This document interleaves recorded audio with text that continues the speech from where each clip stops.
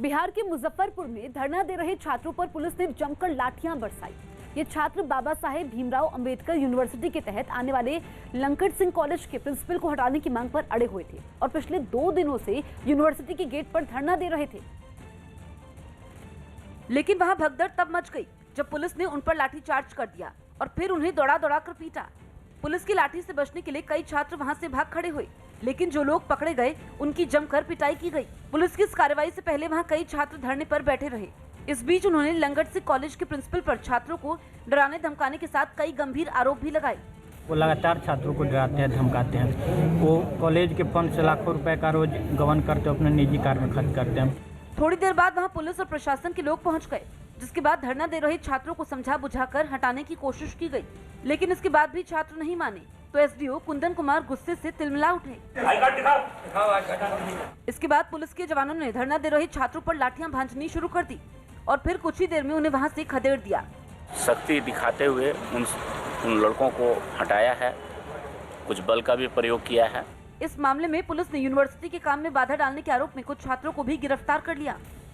आंध्र प्रदेश के चित्तूर में अंधविश्वास में अंधे माता पिता पर अपनी ही 2 बेटियों की जान लेने का आरोप लगा। इस घटना के बारे में जिसने भी सुना उसका कलेजा कांप उठा। पुलिस के मुताबिक एक तांत्रिक के बहकावे में आकर माँ बाप अपनी ही बेटियों के कातिल बन गए, क्योंकि जो तस्वीरें सामने आई उसमें दिखा कि लड़कियों की मौत से पहले घर में पूजा पाठ किया गया था, जिसके बाद वहां से चीखने चिल्लाने की आवाजें आई और पड़ोसियों ने पुलिस को बुलाया। रात में जब पुलिस चित्तूर के इस घर पर पहुंची तो घर की लाइटें तो चल रही थी लेकिन आवाज नहीं आ रही थी, जिसके बाद पुलिस घर के अंदर गई। बताया गया कि जिन दोनों लड़कियों की मौत हुई उनमें एक पोस्ट ग्रेजुएशन कर रही थी जबकि दूसरी ग्रेजुएशन कर रही थी और वो बेहद खुश मिजाज स्वभाव की थी।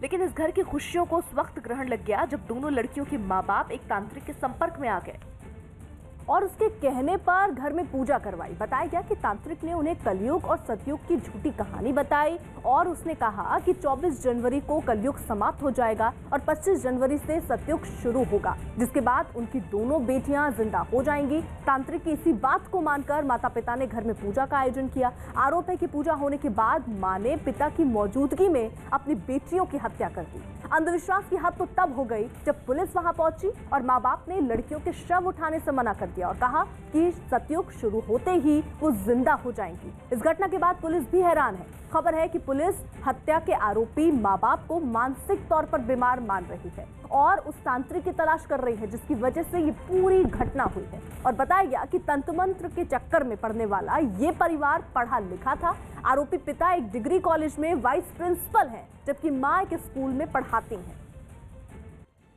अमेरिका की निजी कंपनी स्पेस एक्स ने इतिहास रचते हुए एक बार में 143 सैटेलाइट लॉन्च करने का नया रिकॉर्ड बना लिया। इससे पहले ये रिकॉर्ड भारतीय स्पेस एजेंसी इसरो के नाम था, लेकिन स्पेस एक्स ने अपने फैल्कन 9 रॉकेट की मदद से एक साथ 143 उपग्रह अंतरिक्ष में भेज दिए। जैसे ही काउंटडाउन खत्म हुआ, रॉकेट का इंजन स्टार्ट हो गया और वो आसमान की तरफ उड़ने लगा।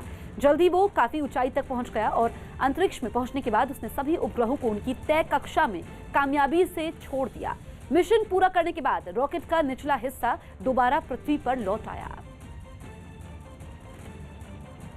इजराइल में एक स्कूल के लोग सरकार की सख्ती के विरोध में पुलिस से भिड़ गए। इस घटना में 5 पुलिस वाले घायल हुए जबकि 4 लोगों को गिरफ्तार कर लिया गया। वहां की सरकार ने कोरोना के बढ़ते खतरे के मद्देनजर सभी स्कूलों को बंद करने का फैसला लिया, लेकिन अशदोद शहर के एक स्कूल ने इसे मानने से इनकार कर दिया। जब पुलिस उस स्कूल को बंद करवाने पहुंची तो वहां के छात्रों और टीचरों ने बवाल मचाना शुरू कर दिया। सभी लोग स्कूल के गेट के सामने लेट गए। जब पुलिस वालों ने उन्हें हटाने की कोशिश की तो उनका हंगामा और बढ़ गया। पुलिस और प्रदर्शनकारियों के बीच धक्का मुक्की की नौबत आ गई। पुलिस की सख्ती के बावजूद प्रदर्शनकारी वहां डटे रहे। इससे पहले पुलिस ने स्कूल के अंदर घुसकर सभी छात्रों और टीचरों को बाहर निकाला। इस दौरान भी सभी ने इस कार्रवाई का विरोध किया। बिहार के दानापुर से रोंगटे खड़े कर देने वाली तस्वीरें सामने आई, जहां रेत से लदा एक ट्रक अचानक पलट गया, जिसमें सवार ड्राइवर इस हादसे में बाल बाल बचा। वो ट्रैक्टर नदी के पास से रेत लादकर वहां से जा रहा था, लेकिन अचानक ऊंचाई आते ही उसका संतुलन बिगड़ गया और उसके आगे का हिस्सा उल्टा होकर पीछे के हिस्से पर गिर पड़ा। सामने आए वीडियो में वो पूरा का पूरा उल्टा होकर पलटता नजर आया और उसमें सवार ड्राइवर उसके इंजन के बीच में फंस गया, जिसे बाद में वहां मौजूद लोगों ने बाहर निकाला।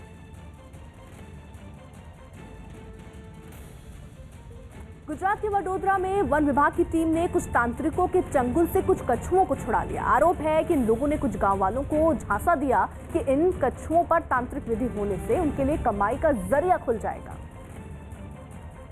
जिसकी जानकारी जैसे ही वन विभाग को मिली, वैसे ही वन कर्मचारियों ने जंगल में मौजूद एक झोपड़ी में छापा मारा। उनके वहां पहुंचते ही अफरा तफरी मच गई। ऐसे में वन विभाग की टीम ने इस काम में शामिल आरोपियों को पहले तो कई थप्पड़ जड़े और फिर उन्हें गिरफ्तार कर लिया। ये कछुए बचाए हैं और अभी उसके आगे कार्यवाही हो रही है। वन विभाग की टीम को इन लोगों के पास से कुछ हथियार भी बरामद हुए।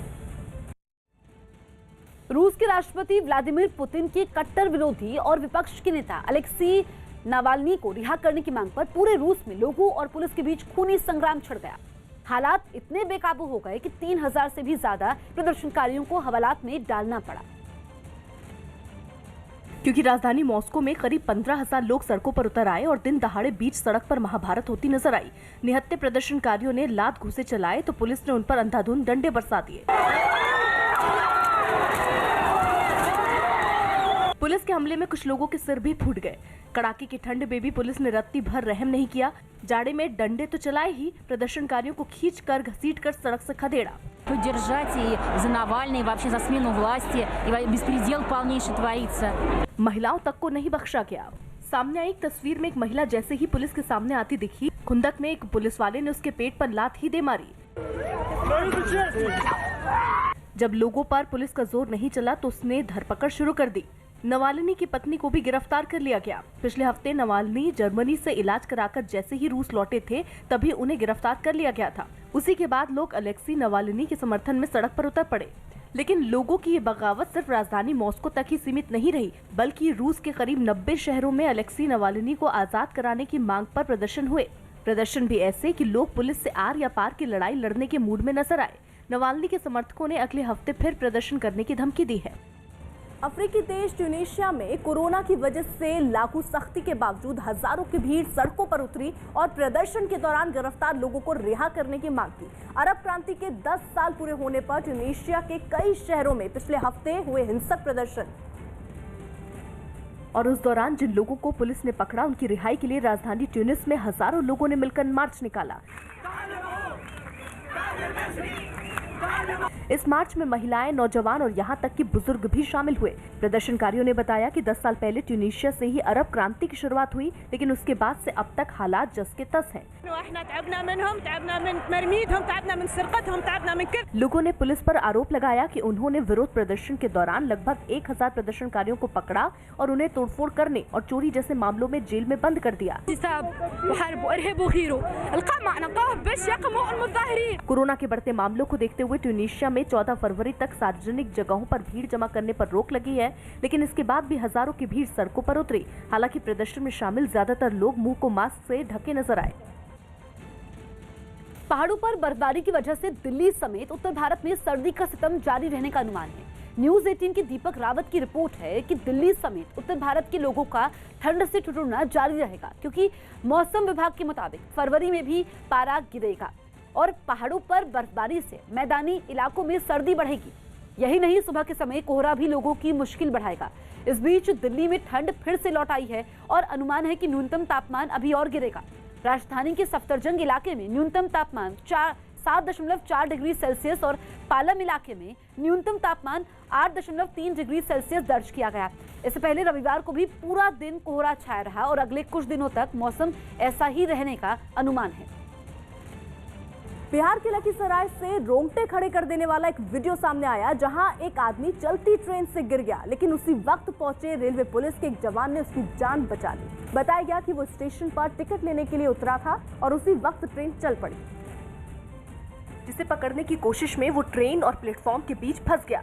सामने आए वीडियो में वो ट्रेन से लटका हुआ दिखाई दिया। वो कुछ दूर तक ट्रेन के साथ घिसटता भी रहा, जिसके बाद वहां मौजूद लोग उसे बचाने के लिए दौड़ पड़े और इसी बीच रेलवे पुलिस का एक जवान भी दौड़कर आया और तुरंत उसे पकड़ लिया। उसने ट्रेन के गुजरने तक उस यात्री को पकड़े रखा। इसके बाद सबने मिलकर उस आदमी को प्लेटफॉर्म के ऊपर चढ़ाया। उनको गिरते देखकर इन लोगों ने उनको प्लेटफॉर्म की तरफ खींच के रखा। इस हादसे में उस यात्री को काफी चोटें आई, लेकिन उसकी जान बच गई।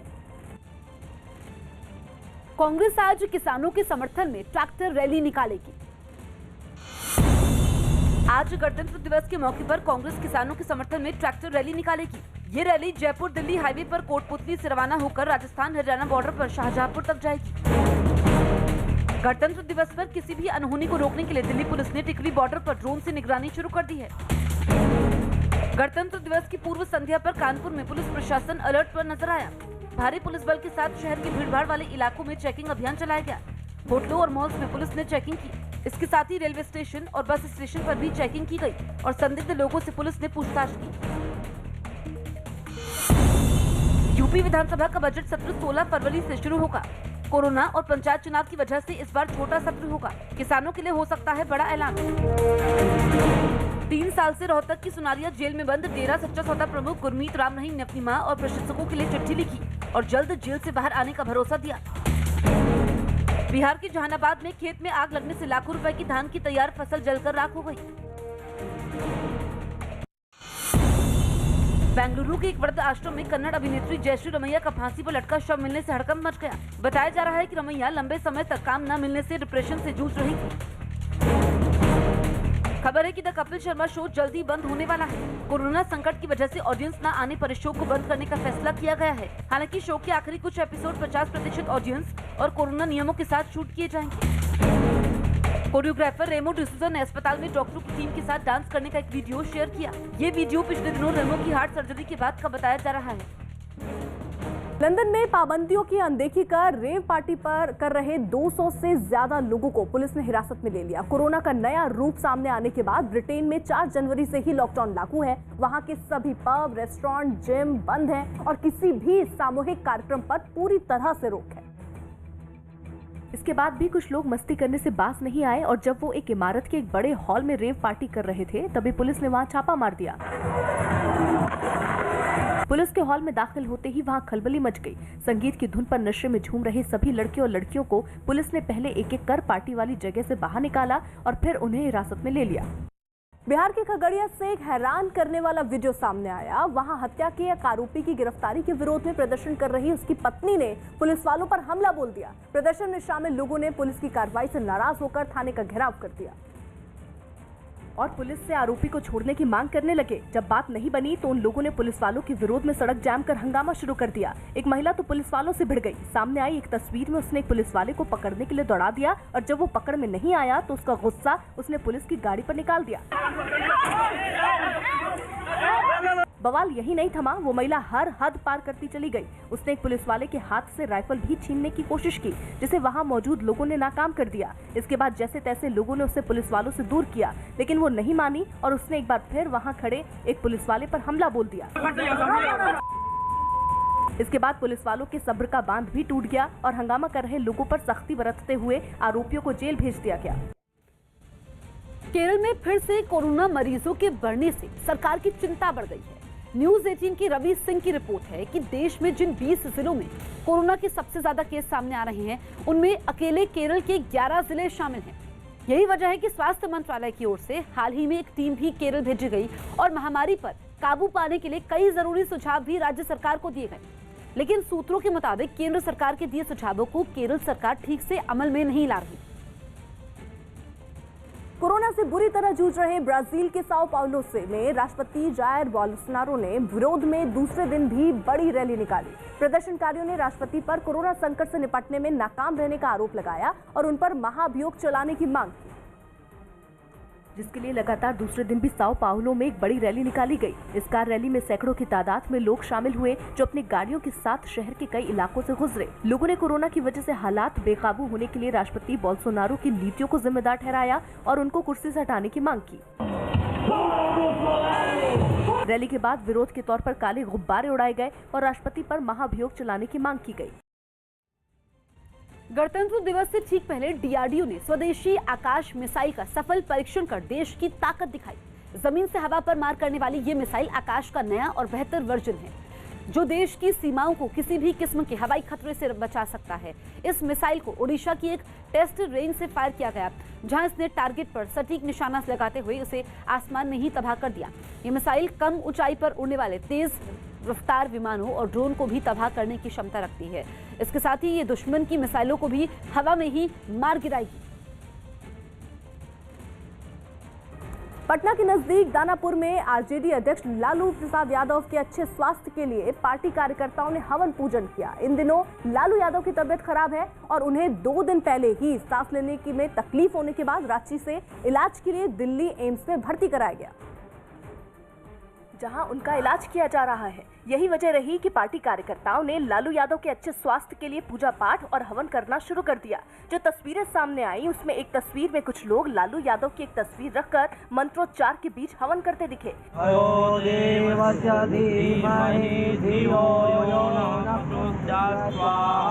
थोड़ी देर हवन करने के बाद इन लोगों ने उनकी तस्वीर पर तिलक भी लगाया। बाद में कार्यकर्ताओं ने उनके जल्द ठीक होने की उम्मीद जताई। उनकी छत्र छाया की हमें आवश्यकता है, इसीलिए उनके स्वास्थ्य लाभ के लिए हमने ये हवन रखा है। इसी तरह की एक दूसरी तस्वीर में कुछ लोग मंदिर में पूजा करते नजर आए। पूजा के दौरान मां काली की मूर्ति के पास लालू यादव की एक तस्वीर भी रखी रही। पर्यावरण को बचाने के लिए जल्द ही पुरानी गाड़ियों पर ग्रीन टैक्स लगेगा। न्यूज़ 18 के अमिताभ सिन्हा की रिपोर्ट है कि 8 साल से ज्यादा पुरानी कमर्शियल गाड़ियों पर फिटनेस सर्टिफिकेट रिन्यू कराते वक्त ग्रीन टैक्स लग सकता है। वहीं निजी गाड़ियां अब 15 साल बाद आरसी रिन्यू कराएंगी, तब उनसे ग्रीन टैक्स वसूला जा सकता है। इतना ही नहीं, टैक्स की रकम भी शहरों के प्रदूषण के स्तर के हिसाब से ही तय होंगी। जिस शहर में ज्यादा प्रदूषण होगा वहां रोड टैक्स के 50% तक ग्रीन टैक्स वसूला जाएगा। केंद्रीय सड़क परिवहन मंत्रालय ने इस प्रस्ताव पर मुहर भी लगा दी और अब इसे राज्यों के पास भेजा जाएगा। मंत्रालय को उम्मीद है कि ग्रीन टैक्स लगाने से लोग पर्यावरण के प्रति सजग होंगे और नए और कम प्रदूषण फैलाने वाले वाहनों का रुख करेंगे। प्रस्ताव के मुताबिक इस टैक्स से हुई कमाई को प्रदूषण से निपटने के लिए इस्तेमाल किया जाएगा। दिल्ली मेट्रो से चौंका देने वाला एक वीडियो सामने आया जिसमें एक आदमी ने किसान रैली का प्रचार किया। सोशल मीडिया पर वायरल हो रहे इस वीडियो में वो आदमी मेट्रो के कोच में खड़े होकर लोगों से यह अपील करता दिखा कि 26 जनवरी को वो घरों से बाहर निकलकर किसान रैली में शामिल हो। वो उस मेट्रो में सवार यात्रियों को घूम घूम कर अपने कपड़े भी दिखाता दिखा। अब इस वीडियो के सामने आने के बाद ये पता लगाया जा रहा है कि उसे कब और किस रूट पर रिकॉर्ड किया गया। को मैं प्रार्थना कर रहा हूं कि आप सबके साथ घरों से निकले। यूपी के महाराजगंज में भारत नेपाल सीमा पर गणतंत्र दिवस के मौके पर आतंकी खतरे को देखते हुए सुरक्षा का पहरा कड़ा कर दिया गया। वहां से खुली सीमा की आड़ में कोई आतंकी देश में दाखिल ना हो जाए, इसके लिए एसएसबी की तरफ से सुरक्षा के कड़े इंतजाम किए गए। क्योंकि इस बार सुरक्षा बल के सामने कई चुनौती हैं, जिन्हें देखते हुए भारत नेपाल सीमा पर सुरक्षा कड़ी कर दी गई। वहां से सामने आई एक तस्वीर में एसएसबी के कुछ जवान डॉग स्क्वाड की मदद से नेपाल से आने वाले लोगों के सामान की तलाशी लेते नजर आए। इतना ही नहीं, आतंकी खतरे की वजह से बॉर्डर पर नाकाबंदी बढ़ाकर लोगों की तलाशी भी तेज कर दी गई। इसके अलावा कुछ पुलिस वाले और बॉर्डर पर तैनात एसएसबी के जवान साथ मिलकर इलाके में गश्त करते दिखे। बिना चेक हुए, बिना फ्रिस्किंग हुए कोई भी नेपाल की तरफ से इंडिया के बॉर्डर में नहीं घुस सकता है। यही नहीं, बॉर्डर पर बसे गांवों में भी सख्ती बढ़ा दी गई और आने जाने वाले सभी लोगों का पहचान पत्र चेक किया जा रहा है। 70 साल से लंबित हैदराबाद के नवाब की विरासत से जुड़े एक मामले में अब जल्द फैसला आ सकता है। न्यूज़ 18 के एहतशाम खान की रिपोर्ट है कि सुप्रीम कोर्ट ने तेलंगाना हाई कोर्ट को नवाब सलार जंग की विरासत के मामले को जल्द निपटाने का आदेश दिया है। इसके साथ ही 1952 से हाई कोर्ट में लंबित पड़े इस केस पर अब तक फैसला न आने पर भी चिंता जताई गई। वहीं इस मामले में सुप्रीम कोर्ट में याचिका दायर करने वाले सैयद जाहिद अली ने दावा किया कि निचली अदालत से उसके हक में फैसला आया, जिसमें उसे नवाब सलार जंग का वारिस घोषित किया गया था और जायदाद उसके हवाले करने का आदेश भी दिया गया था। लेकिन निचली अदालत के फैसले को हाई कोर्ट में चुनौती दी गई और इसलिए ये मामला हाई कोर्ट में लंबित है। दिल्ली में 9 महीने में सबसे कम नए कोरोना मामले सामने आए। दिल्ली में 9 महीने में सबसे कम नए कोरोना मामले सामने आए। दिल्ली में पिछले 24 घंटों में सिर्फ 148 नए मामले सामने आए, जो दिल्ली में कोरोना का सबसे कम आंकड़ा है। गणतंत्र दिवस की पूर्व संध्या पर मुंबई का छत्रपति शिवाजी रेलवे स्टेशन और बीएमसी की इमारत शानदार रोशनी में जगमगाती नजर आई। गुरमीत राम रहीम की जेल में होने के बावजूद सिरसा की डेरा सच्चा सौदा में डेरे की दूसरी गुरु शाह सतनाम जी के 102वें जन्मदिन पर कई कार्यक्रम आयोजित किए गए, जिसमें हजारों की संख्या में लोग शामिल हुए। मुंबई के पास थाने में एक जुआ खेल रहे एक शख्स पर 2 लोगों ने चाकू से हमला कर उसे बुरी तरह घायल कर दिया। उत्तराखंड में पौड़ी हाईवे के पास जंगलों में भीषण आग लग गई, जिससे जंगल का काफी हिस्सा आग की भेंट चढ़ गया। यूपी के मेरठ में कलयुगी बेटे ने अपने ही पिता की पीट कर हत्या कर दी। इस मामले में आरोपी की पत्नी की जीजा ने भी उसकी मदद की। जम्मू कश्मीर के पुंछ में पाकिस्तान ने फिर सीजफायर तोड़ा और करमाना सेक्टर में भारी गोलाबारी की। शानदार आवाज के मालिक गायक एसपी बालासुब्रमण्यम को मरणोपरांत भारत सरकार ने पद्म विभूषण सम्मान देने का ऐलान किया। टीम इंडिया के स्टार बल्लेबाज शिखर धवन ने वाराणसी में विदेशी पक्षियों को दाना खिलाने की तस्वीरें शेयर की। हालांकि शिखर की हरकत पर बलि का बकरा बना उनकी नाव चलाने वाला नाविक। प्रशासन ने नाविक की नाव चलाने पर 3 दिन का बैन लगा दिया। देश भर में 15 अगस्त तक 30 करोड़ लोगों को कोरोना का टीका देने का लक्ष्य पूरा कर लिया जाएगा। न्यूज़ 18 के रवि सिंह की रिपोर्ट है कि लोगों को कोरोना का टीका लगाने का अभियान प्राथमिकता के आधार पर तय किया गया है, जिसके तहत पहले चरण में 3 करोड़ स्वास्थ्य कर्मियों और फ्रंट लाइन वर्कर्स को अहमियत दी गई। वहीं दूसरे चरण में 50 साल से ज्यादा उम्र वाले 27 करोड़ लोगों को रखा गया। या फिर इन लोगों में वो भी शामिल हैं जिनकी उम्र 50 साल या उससे कम है और वो किसी गंभीर बीमारी से जूझ रहे हैं। और ऐसा नहीं है कि पहले 3 करोड़ लोगों को ही वैक्सीन लगेगी। अगर वैक्सीन ज्यादा मात्रा में मिलेगी तो दोनों ही चरण में शामिल लोगों को साथ-साथ टीका लगाया जाएगा। इससे 30 करोड़ लोगों को 15 अगस्त तक कोरोना वैक्सीन देने का टारगेट पूरा करने में मदद मिलेगी। गणतंत्र दिवस से पहले देश के अलग अलग हिस्सों में सुरक्षा के चाक चौबंद बंदोबस्त किए गए। दिल्ली में रात भर सुरक्षा बल के जवान सड़कों पर तैनात दिखे। साथ ही सुरक्षा की वजह से कई सड़कों को बंद कर दिया गया, जबकि किसान आंदोलन की वजह से टिकरी बॉर्डर पर भी कड़े इंतजाम किए गए और रात भर पुलिस वालों की चहलकदमी होती रही। वहीं कोलकाता में भी सुरक्षा कड़ी कर दी गई और पुलिस के जवान तैनात रहे।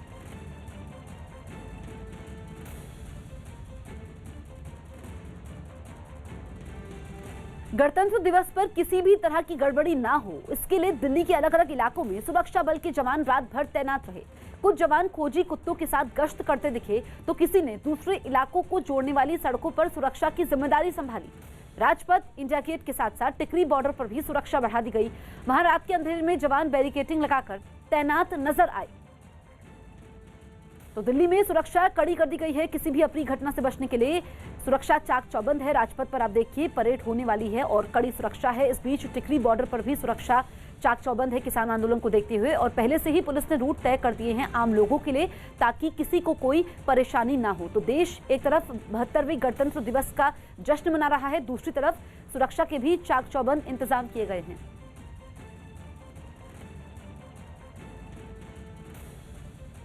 गणतंत्र दिवस से पहले प्रधानमंत्री ने राष्ट्रीय बाल पुरस्कार जीतने वाले होनहार बच्चों से बात की और उन्हें देश के लिए अच्छे काम करने के लिए प्रोत्साहित किया। इस बार 32 बच्चों को प्रधानमंत्री राष्ट्रीय बाल पुरस्कार दिया जाएगा, जिनमें कई बच्चों से प्रधानमंत्री ने वीडियो कॉन्फ्रेंसिंग के जरिए बात की। वैसे तो वो सभी 32 बच्चों से बात करना चाहते थे, लेकिन समय की कमी की वजह से ऐसा नहीं हो पाया। लेकिन प्रधानमंत्री ने जिन जिन बच्चों से बात की उनकी खुशी का ठिकाना ही नहीं रहा। उनमें से एक है मणिपुर की वेनिश किशम, जिन्हें कला और संस्कृति क्षेत्र में बेहतरीन काम के लिए पुरस्कार मिलेगा। पीएम से बात करते हुए वेनिश इतनी खुश थी कि उन्होंने उन्हें एक गाना गाकर भी सुनाया।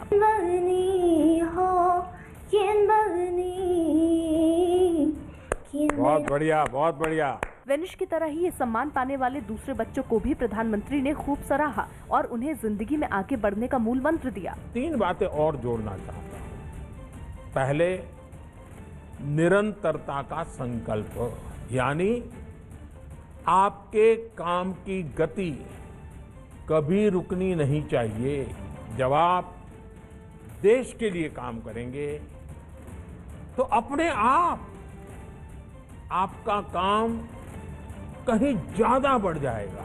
ये पुरस्कार ऐसे बच्चों को दिए जाते हैं जिन्होंने बहादुरी का कारनामा किया हो या फिर समाज सेवा, कला और विज्ञान समेत दूसरे कई क्षेत्रों में अपनी प्रतिभा का लोहा मनवाया हो।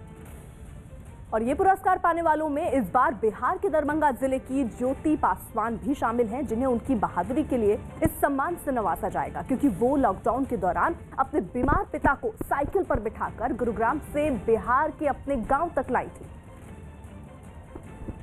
उनकी खूब तारीफ हुई थी और उन्हें साइकिल गर्ल के नाम से जाना जाने लगा। उन्हें उनके इसी कारनामे के लिए राष्ट्रीय बाल पुरस्कार विजेता के तौर पर चुना गया। हालांकि कम वक्त की वजह से पीएम की ज्योति से बात तो नहीं हो पाई, लेकिन उन्होंने उनका नाम लेकर उनके कारनामे की तारीफ की, जिससे ज्योति बेहद खुश नजर आई। खुशी है, इतना बहुत मेरे लिए मौका मिले तो प्रधानमंत्री सर से भी हम मिल लेंगे।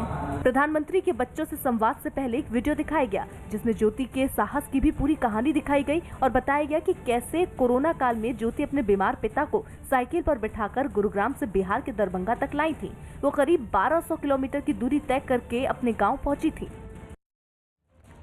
गणतंत्र दिवस के साथ साथ दिल्ली पुलिस की मुश्किल किसानों की ट्रैक्टर रैली ने भी बढ़ा दी है। रात भर दिल्ली पुलिस के जवान सड़कों पर बैरिकेडिंग लगाकर उन्हें बंद करते दिखे।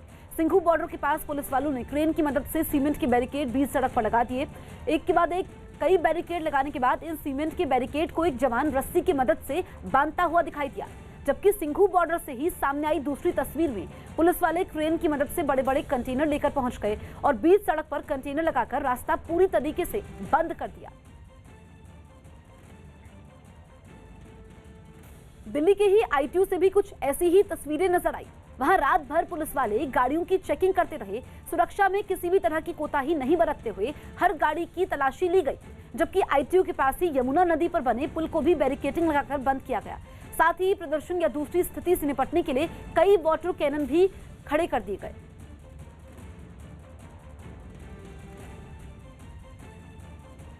हॉलैंड में लॉकडाउन बढ़ाए जाने पर लोगों का गुस्सा फूट पड़ा और वहां हिंसक प्रदर्शन शुरू हो गया। वहां कोरोना के नए वेरिएंट के मिलने के बाद सख्त पाबंदियां लागू हैं, जिन्हें फरवरी तक के लिए बढ़ा दिया गया। लेकिन सरकार के इस फैसले पर लोगों का गुस्सा भड़क उठा। उन्होंने सड़कों पर उतरकर हंगामा शुरू कर दिया। लॉकडाउन के विरोध में हॉलैंड के कई शहरों में हिंसक प्रदर्शन भी हुए।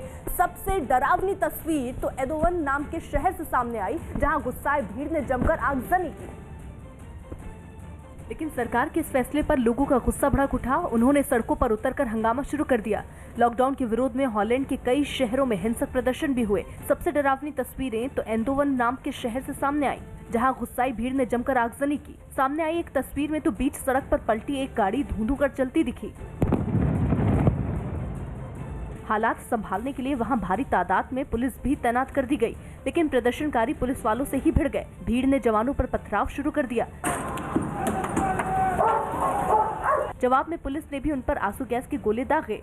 हालांकि पुलिस की इस कार्रवाई का भी प्रदर्शनकारियों पर कोई असर नहीं हुआ। हंगामे के दौरान वहां जमकर लूटपाट भी की गई। उपद्रवियों ने कई शोरूम और दुकानों को लूट लिया। कई दुकानों को आग के हवाले कर दिया गया। उपद्रवियों के आगे पुलिस भी लाचार दिखाई दी। इससे पहले प्रदर्शनकारियों ने उर्क नाम की एक जगह पर कोरोना की जाँच करने वाले सेंटर को भी आग के हवाले कर दिया। बाद में पुलिस ने भी कार्रवाई की और बड़ी तादाद में प्रदर्शनकारियों को गिरफ्तार कर लिया।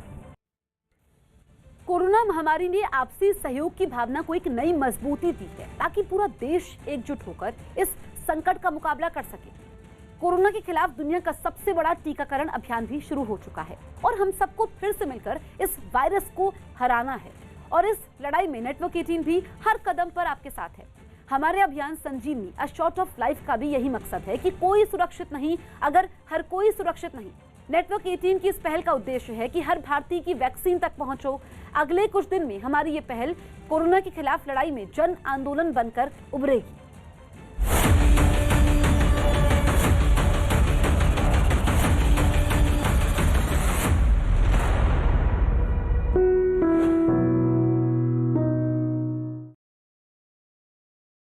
हार्पिक और न्यूज 18 की पहल मिशन पानी का एक मेगा इवेंट आज होने वाला है, जिसका नाम है वाटरथॉन।